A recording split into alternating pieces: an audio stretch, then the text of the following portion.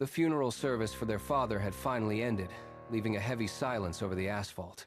Greg stood alone in the parking lot, his black suit absorbing the midday heat.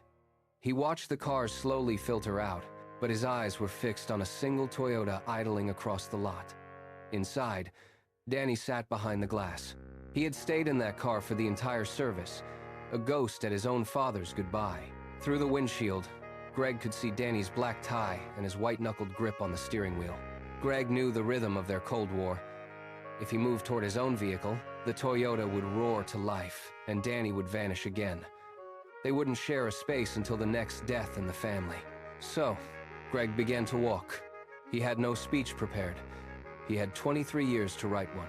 Yet the pages remained blank. He remembered the old betrayal, the way Danny had cheated him, and the stubborn refusal to ever apologize. Danny was hiding in the car because it was easier than facing the chapel. Greg kept walking, his shoes clicking against the pavement. Halfway across the lot, the Toyota door swung open. Danny stepped out, keeping one hand on the frame, ready to retreat at a moment's notice. This moment felt ancient, mirroring the story of Jacob and Esau. Jacob had stolen his brother's blessing and fled into the desert for decades. When he finally returned, he feared a massacre. Jacob wrestled through the night, ending up with a permanent limp.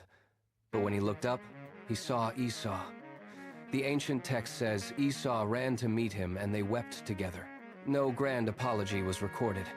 Just two brothers in the dust, arms around each other. Greg stopped 10 feet away. Danny's face was a mask of stone.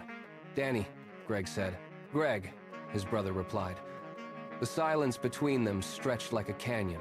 Greg gestured back toward the building. "Come back inside with me, just for the food."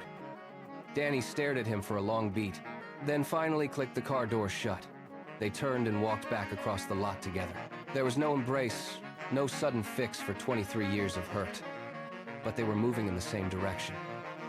Reconciliation doesn't require fixing everything at once. It only requires the first step. The direction is what matters.